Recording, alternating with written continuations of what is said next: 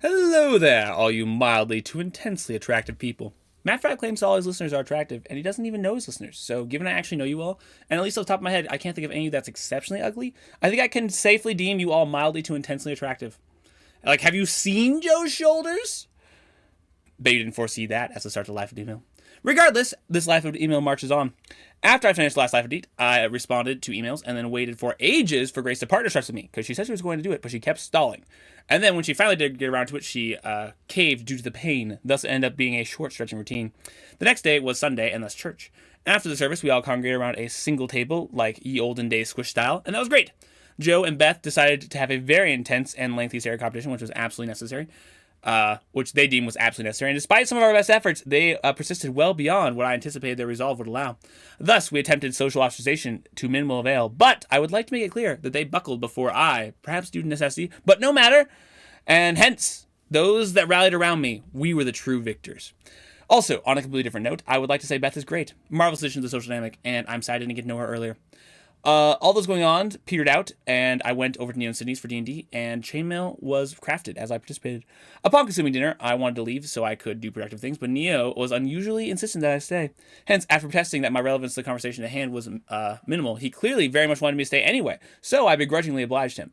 Then, after enjoying dipping single shell noodles in this fancy cheese sauce that Sydney made for like an hour, I got up to leave, finally, and it became clear that me leaving was bugging Neo on more than a conceptual level. Hence, it finally got through my thick skull that this was an emotional thing for him. I tend to forget he's a feeler just because he has, FJ morphing, and he does it very well. So I end up having a surprisingly raw conversation, which Sydney eventually jumped in on, and that's basically about all the ways I've actually accidentally hurt the both of them emotionally with my blunt and efficient action. Well, I will say, accidentally is probably not the right word. My actions were very intentional. I just didn't particularly intend the hurtful vibes they gave off. See, I just don't register how what I do or say comes off most times.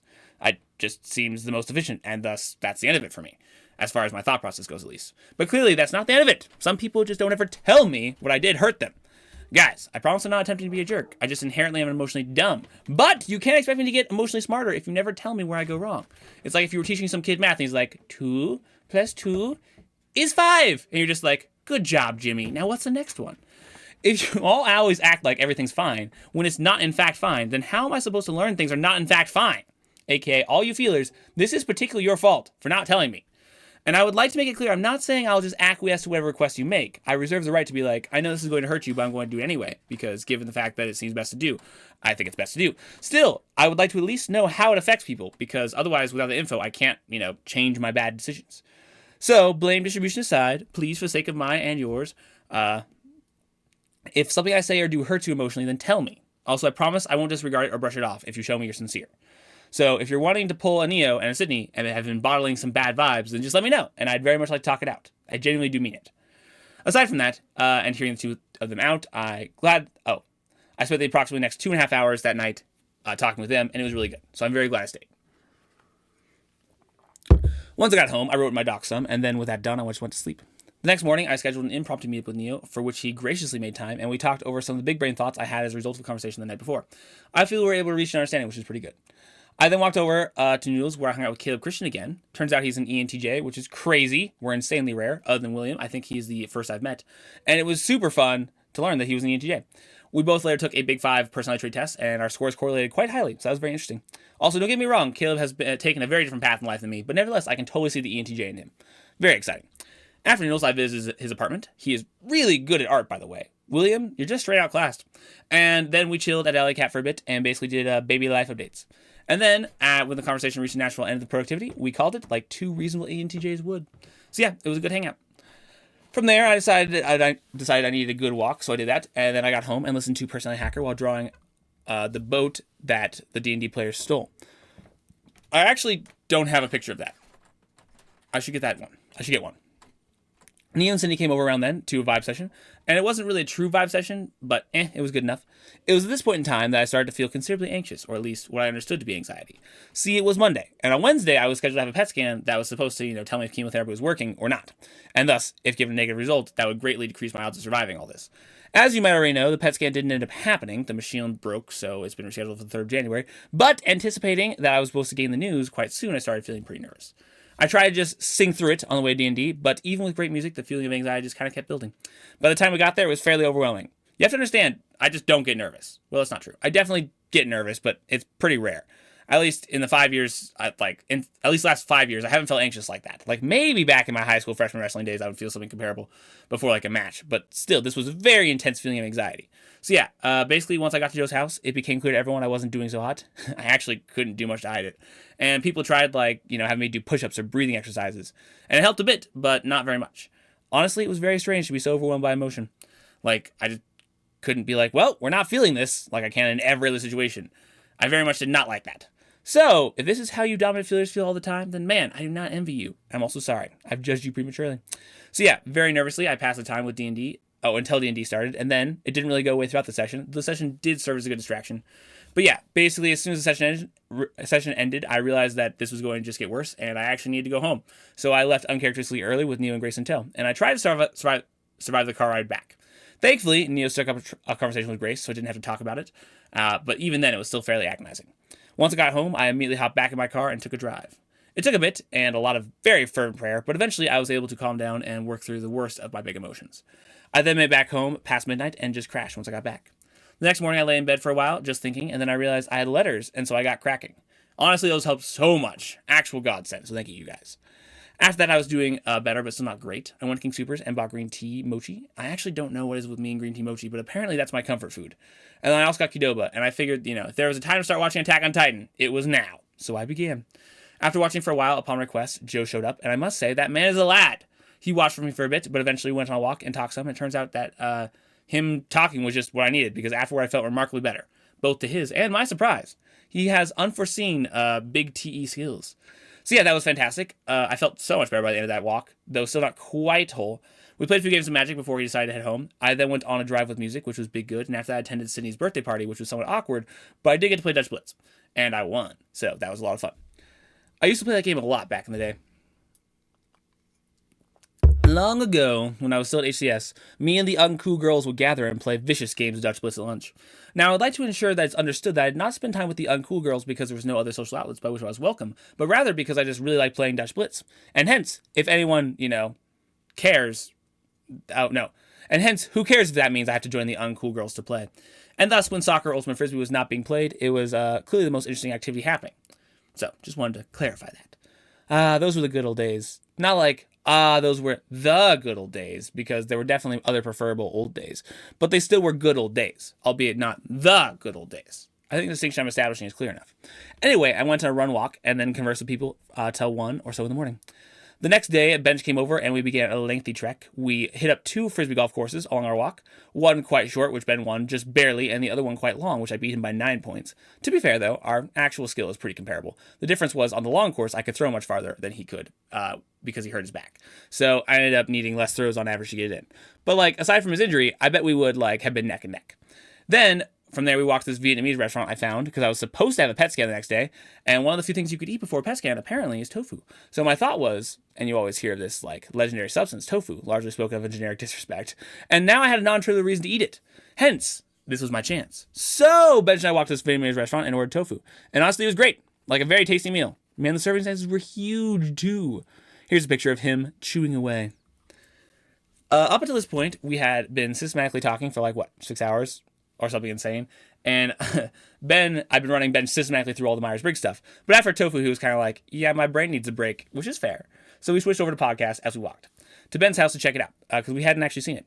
Once we got there, we finished the anime we had been watching very slowly for the last 6 months, and we walked home. The last stretch of the walk was exceptionally painful, but we pushed through and made it back nonetheless. See, Ben totally thought we walked further than our 16-mile walk, and I was like, no way. But it turns out we walked approximately 18 miles. I think Ben is right. I just didn't feel bad because it wasn't all straight, aka we took breaks. And we also took a slower pace too, so maybe that's why it felt not as long. Anyway, here's the route we traversed, as best we could recreate it. So yeah, once I got back, I was very happy to sit. We started a new anime, Saga of Time and the Evil, and then we did a mini brainstorm on how to spend the rest of the day, because I was fairly tired for obvious reasons. And, it's I wasn't really up for something socially taxing. But I wasn't out of social energy either, which is honestly quite surprising. Just as a meta point, Benj and I are just quite well suited to be good friends by Myers-Briggs type theory. At least as far as I understand it. Because him being an ISTP, he has auxiliary SE, which is my fun stat. And I have auxiliary NI, which is his fun stat. And we both just enjoy the sorts of things that each other do naturally. And besides that, we have that whole TETI buddy thing going on, which is always a win. The comparable equivalent is an FEFI buddy scenario for all you feelers. If you're a feeler out there looking for someone with the opposite feeler style, you'll likely get along well. Hence, Benj and I, at least speaking for me, though I assume the same is true for Benj, don't find each other very taxing inherently. It's kind of effortless for us to just enjoy each other. The only thing that tires us is you can't operate in your tertiary fun stat forever. So eventually I get SE'd out and he gets NI'd out. But that takes a considerably long time for both of us. Anyway, the point is, Benj has begun leading his TI and NI, and it's been super exciting, and we've got along so much better, and I love it. Hence, despite spending like 10 hours together, I was still down to hang, as long as it wasn't an SE activity and didn't require too much social work. So we decided it'd be fun to just drive to Esses and listen to music, and hence that was what we did. I invited the squad members and the older one of the Myers clan, but only Johanna ended up taking us up on the offer. Just singing together on the drive is totally an FE activity, so that makes sense why she was down. But honestly, I think that was better on the way up there in the end with her, just that way. So it wasn't really sad that we didn't have other people. We drove to Kane, listened to Jake, and once we got there, I navigated us by my 2-year-old memory. That's right, my spatial awareness is actually epic. To this lake that I can't remember the name of, and we put out a tarp and lay on the same bridge I took the squad to way back in the day. Honestly, it was really good. Both good conversations and just a really nice night. As a meta commentary, though, it's strange and different to be up there a second time. Like for Benj and Johanna, this is all new. Genuine, deep conversations, the fun spontaneity, pursuing the value in one another for its own sake. And don't get me wrong, there is a reason I push for these things and why the squad was what it was. Clearly, they're goods, and goods that I've, seen actualized, perhaps to the furthest extent they can be realistically actualized. Like, do you know anyone else who organizes a 2.5 month long virtue retreat? But the squad season has changed. And all the members of yours truly being in a romantic relationship, there's just not, the same, we're not in the same place anymore. I suppose that makes sense. It's not like as if I fault them for it, but nevertheless, it leaves me in an awkward position because I'm not exactly in the same season of life that Benj and Johanna and Grayson did. Like, I don't see everything with the same sense of freshness and wonder they do. But nevertheless, I'm in the same season of life in some very real sense, because on the one hand, I'm excited to share all these experiences with them and get to see them as friends and stuff, which is something I super value. But on the other hand, I kind of feel like, I lack the proper perspective to be in the same place they are. How do I explain this? It's like watching a movie with a group of friends in the theater for the second time. Like, sure, you like the movie and you're glad, you get to see along with the second group. But still, it's different than seeing it the first time. Valuable, don't get me wrong, but your perspective isn't the same as watching it for the first time. Basically, all your first watch-through buddies have decided they would rather not watch the movie again because apparently girls, and in Korean's case, guy, are more interesting, but whatever. But yeah, there's sort of some things you only get on the second viewing. Like, here you are being like, oh, now I see why the snake did that. But everyone else in the theater is like, holy cow, there's a snake. Because this is their first time seeing said snake, and they don't know how it all ties in the bigger context. Because, lol, this is their first time seeing the movie. I think that fairly accurately describes the feeling I'm trying to portray. But to meta comment, that's kind of how I feel about all of life, now that I think about it. I feel like I have this feeling that's acute. The feeling was acute at that particular moment because of the location and activity was strongly reminiscent of a particular squad activity back in the day. But just in general, I feel like I see more than all of you do. It's like you're all caught up in these little games, running around trying to play well. Unless I call your attention to it, and even then sometimes you don't get it. But you don't see the meta game we're all playing. Like, you don't see how it all connects, how it ties together. Like, there's strategies for the games themselves, and you can choose to play the way you want to play. And don't even get me started on how no one even starts about creating a new or better game, or challenges the rules. In general, I feel like you're also reactionary. And even if not that, you're certainly not inquisitive into the meta of it all. There's so much you just can't see. Like, there's an entire world beyond the games we play. The world of metagames. And of course, most of you will probably think I'm just outputting arrogant nonsense. But whatever, at least it's worth trying to describe what it's like to see things from my vantage. And to be fair, if any of you actually understood, then you may be more threatened. Then I may be more threatened by the fact that you've got that view than excited to have you as a buddy. I would be like, hold up! How did you get up here? I'm supposed to be the only one able to see all this. Though still, I do dream that perhaps someday I'll find someone that can co-occupy this meta space with me. It kind of gets lonely up here, being the only one that really gets what's going on. Or at least thinks he really gets it. But I don't know. You could choose to believe me or not. As if I actually have this meta perspective. Maybe I'm just delusional and I don't see anything more than anyone else. Let's just go with that. Just control-Z that whole bit about meta stuff. Clearly that's all nonsense. I just really like sounding profound, that's all. Alright, with all that described, I feel moderately accomplished and significantly tangented. Thus, we shall press on. Anyway, meta commentary aside, it was a great time, and I'm really glad we did it, and we spent the rest of the drive back talking about how Benj and Johanna can prepare for optimizing their social gameplay. That's right, they know the meta now. And I also ranted about why I absolutely hate social media, why no one should use it, because it's evil. And it sounds like they both took my very good reasons to heart, so that was nice. Once I got back from the Myers, we dropped Johan off, and me and Ben drove back to my place, and from there I just slept, because it was like midnight or so.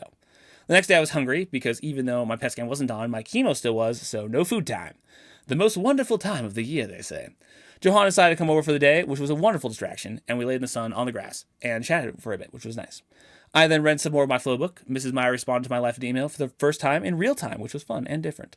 Then Amber and Uncle Doug showed up, and we talked for a bit. That was fun. I went on Myers-Briggs tangent with them, and they seemed to enjoy it. But nevertheless, I got quite tired and started starting my speech and being unable to properly control my mouth, which was really weird. So at that point, I was like, clearly I need sleep. So I got some of that. The next day, I woke up for the chemo, already feeling nauseous, and that was just a bad start. Noah was my chemo boy this time around, and he came up and picked me up, and we got underway. For the first time, I started having a gag reaction to the chemo smell. I'm developing a very strong aversion to that smell, and so that was unenjoyable, but what can you do? Noah sat with me through chemo, but this round I felt considerably worse, so we didn't talk all that much, and to his credit, he was a great chemo buddy, but I mostly remember feeling horrible, thus his success may go underappreciated. I gave him the complimentary spoons meal that I couldn't eat, because apparently you can just do that. Hear that, all you future chemo buddies. Free spoons if you accompany me. And yeah, basically I just felt bad for mucho hours. Once Noah got me home, I felt worse. I tried to distract myself with Attack on Titan, but it was pretty ineffective. I pretty much constantly was like about to throw up, or I felt like that at least. I did, however, manage to take a nap, so that was good. Upon waking, I didn't feel any better. The rest of the day was spent just watching anime and other shows, and Ben showed us Shutter Island, which actually made me forget how horrible I felt for a little bit. Very gripping show. But then, of course, once I ended, I was right back to feeling blah. So yeah, that was basically the day. I woke up at 4 in the morning in a cold sweat, and then after an hour or so, was able to fall back asleep till 8. The next morning, I felt considerably better, but still bad, because Friday was death. I was still quite hungry, because fasting, but I managed to be productive despite that state, and I finished the rest of my flow book. At like 1 or so, I broke my fast with some cheese and chicken broth, and then I got to eat Qdoba and a cinnamon roll, and boy, were those good! While I ate those, I watched Attack on Titan. I then got to work on summarizing the flow book in an easy-to-read paper about how to optimize your life and happiness according to science. And then Alan gave me $250 out of the blue, so that was a huge gift. I think I'm going to use that to do something exciting and different with him, like a sensory deprivation take or some other radical experience. After that, I went on a walk, called with Liam, and did some anime guessing. Went on another walk, called with Joe. I was just going for it, and greatly overestimated Joe's scheming capacity. Of course, only Joe really gets what I mean by that, but regardless, I'm very glad we talked, as my concerns were quite unfounded. And then with that, I got to sleep at like 2. I got about 6 hours of sleep that night, did quiet time upon waking up, finished writing the aforementioned flow paper, and if you care about being happy, which I assume all of you do, then you should read it. It's only 7 pages, and it's concise, so it's not like enough for you all to be like, no. So, and if you are, maybe you don't deserve to be happy. I then slogged through more of my metaphysics anthology with some breaks for like 3 hours, after which I went to the special Christmas Eve service at church, which was great. Apparently Lily dances, found that out. And then I went over to the Myers house, where great quantities of cheese were consumed. They do this thing, usually by themselves, but hey, me and my family were invited to join this time, so that was nice, where they eat a bunch of fancy cheeses with potato soup, and it was very tasty. Might I say, cheese is good. Okay, I'm glad I got to say that. So yeah, just a bunch of small talk. Benj and I played table tennis with the ceiling, which was clearly more fun. And then all of a sudden, I got super tired out of the blue. I blamed chemo and decided it would be best to drive home. Definitely had a few sketch moments on the drive back, so I was quite out of it. And then from there, I went to sleep. I woke up in a cold sweat in the middle of the night, that night. Honestly, not super pleasant as far as experiences go, but I was able to get back to sleep eventually. The next morning, seeing as it was Christmas, I had the big brain idea to use some FE and wish everyone Merry Christmas first. And I almost succeeded until stinking Sam Myers beat me to the punch. Like I was about to message him, and then he said it first. How dare he beat me at my FE game? Very vexing. But I did beat Sydney, writing for Sydney, to a Merry Christmas. Hence, there is still a deep sense of satisfaction in my heart. After waking and having a crepe breakfast, my family headed over to Muggs and Drew, and I worked on the aetheric engine for my campaign. Once we got back, we opened all the presents, and while a number of the things were obtained, my favorite by far was a custom wax seal made for me by Ben with my insignia on it, which is actually so cool. You know, I've got to find a good use for that sometime. After that, I chatted with people on Discord for a bit. Grace came over and gave me a massage with the Christmas massage gun, and then Uncle Dusty and Grandpa came over. At first, we had some good conversations, but then as the night wore on, the small talk got painfully dry, and it was clear that Grandpa and Uncle Dusty were just starved for social interaction. I, however, having done my fair share of social entertaining, took a nap and left Mom and Dad to fend for themselves, because I was tired. Then, later, Grace, Mom, and Dad and I all drove around Fort Collins looking at the pretty Christmas lights. Grace and I got to ride in the back of her car for the whole trip, and we listened to music, and it was actually quite enjoyable. Here's a picture. Yes, I know this is a masterpiece of a picture. It highlights the blur of the distant red lights. They reflect the emotion and dysthymia of those within, not only of themselves, though, but also the universe and all of its absurdity. aka this picture is garbage and objectively not worth looking at. But like any art, we can pretend it's a masterpiece if we try hard enough. So yeah, that was a good time. Once we got back, I stayed up till 1 discussing all the things, and then I slept. The next day, I began what I shall deem the social doldrums. See, prior to Christmas, there is the anticipation of Christmas. But after Christmas, there is only anticipation of return to everyday life. Well, I guess there's New Year's, if you're into that kind of thing. Hence, there was no hope and joy to sustain me. It's just all run out. Actually, what I have to say has basically nothing to do with what I just said. I don't know why I just said that. The real reason for the social doldrums is that everyone is gone or busy. Everyone is doing Christmas things with their family. And, since typical social events are canceled for holidays, it just leaves you without things to do. And while some families, Myers, have a robust set of traditions and holidays going on, mine does not, because that's not how we roll. Hence, no one was available, and there was nothing to be done. Thus the existence of what I deem the social doldrums. And of course, at first, I was cool with that because I spent a lot more time to do philosophy. Hence, I did that the first morning and read my philosophy anthology intermittently for like 6 hours or so. I then called Jordan, did some introspective Google Doc writing, and then lo and behold, did more philosophy reading until I went to bed. But, as those 2 sentences should hopefully portray, that's not a lot to do in a day. Like, don't get me wrong, I made progress through my anthology, but that was basically it. And let me tell you, you don't understand the meaning of boring until you read a 700-page, double-columned metaphysics anthology. Like, this thing is the slog to rule them all. I have never read something more boring in my life. Museum plaques are more interesting than most of these articles. And yet, I press on because in all their boring depth, there is wisdom tucked within those pages. And I just can't get that wisdom any other way. But still, you have to understand, this is not in any sense fun for me. It's not like my heart does a little like Bambi leap whenever I think about reading my anthology. It's just pure death. But like, with any discipline, it takes hard work to be excellent. So, I put in the hard work. All that to say, though, you can only slog through anthologies for so long before your, stamina wears out. And I did that the whole first day, but the second day I was feeling the grind. I started the day off with quiet time and did manage to grind through some more of my anthology. Sheer willpower. But at that point, I could feel the tedium seeping into my soul. And apparently social interaction provides some essential soil nutrients because not having anyone to do anything with is like soul scurvy. Hence, I did Funime and then proceeded to go on a lengthy walk to supers to not only get some exercise, but also try and snap me out of my weird mood. But that didn't work. Hence with my motivation to read my anthology depleted, I decided to start reading the book that Cheyenne gave me. And I did that until I went to bed. The next day, I was determined to re-perspectivize this time and enjoy it. And honestly, that totally worked. I did quiet time and then found peace in the social scurvy. And came to really enjoy this being by myself. All of my family was gone during these days as well, I might mention. So I was just alone most of the time. I then proceeded to finish the 400-page book that I started the day prior, because lol fiction is so much easier to read by comparison. And then I had a lot of meta thoughts, and I once again went on a walk to supers. It's honestly kind of hard to believe that everything that happened to this guy is actually true. Like, the man, he had a horrific experience, the guy in my book. Makes you feel like, a new perspective on your own suffering is warranted. I bet you that's why Cheyenne sent it. She was like, once Alex reads Unbroken, he'll realize his life is pretty great. Not like I didn't already think that, but yeah, Cheyenne, if that was your goal, you get an A+. On the way back, I grabbed a bit of Wendy's because they have all the deals. And then, with my acceptance of social scurvy established and my book read, I got back to working it through my anthology and, all was right with the world. I've introduced the family to an anime that they seem to like, so we did Fanime, distinguished from Funime, which is food plus anime, since it seems most of you missed the memo when I initially abbreviated that abbreviation. Hence, I would like to make it clear that Fanime stands for family plus anime, and perhaps one day there will be more menes that will be added to their number. But at least for today, that's where we're at. After that, I was summoned by the family to aid Ben in a relational squabble, and henceforth shall be educating him on all the big smart things to come in the next week or so. After that, I talked with Johanna about the ethics of listening to Hunger Games, and we kind of made progress in that direction, but we didn't actually finish, the discussion, so mostly I was like, this is way too much work to talk with you over text. You should just come over because there's so much more efficient then. So at some point, that will hopefully happen. Then, after that, I went to sleep. As for yesterday, it started off by doing philosophy. I ate food, and then after my whole family was feeling the social scurvy, we brainstormed for like an hour and decided we'd drive to Cheyenne, Wyoming for no particular reason. But, once again, Grace and I got to ride in the back of Grace's car while Mom and Dad drove, which seems to be becoming a family tradition. And that made the whole trip, so much more relaxing and enjoyable. It was actually just so nice. I almost fell asleep. Once we got there, we wandered around a bit, all got boba, which was definitely good, but different. And we stumbled upon what has become my favorite restaurant in the world. This place. There are no words to describe its greatness. First off, it has 218 menu items. Do you understand how many menu items that is? Second, it's eclectic beyond description, and thus infinitely interesting. You could stare at the walls for days and not see every picture, license plate, headless doll, etc. It's fantastic. But third, and most importantly, the food is amazing. I had this jalapeno deep-fried mac and cheese balls, and they were absolutely spectacular.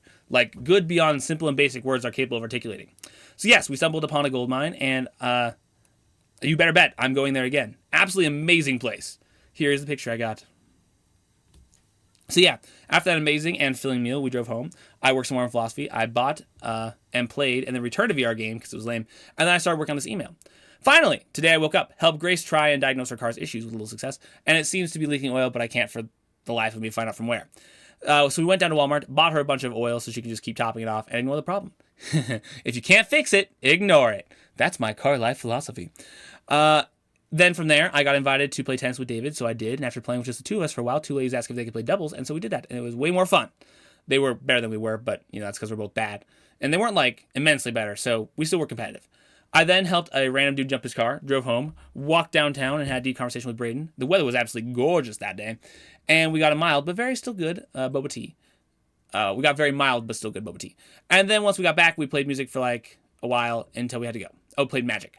And then I sat down and finished writing this. And we have now reached the present. Once again, my Will You Live or Die PET scan looms before me. It's scheduled for this Wednesday, so all prayers will be appreciated. My goal is to not go into another anxiety spiral. Thank you very much. So if this email gets sent out the day before, and you happen to be free, then maybe hit up, me to hang, as I could definitely use a distraction. As always, prayers would be appreciated, and also thank you for the letters, because again, they've definitely carried me a few times here. And yeah, that's all I have to say. Talk with you all next time.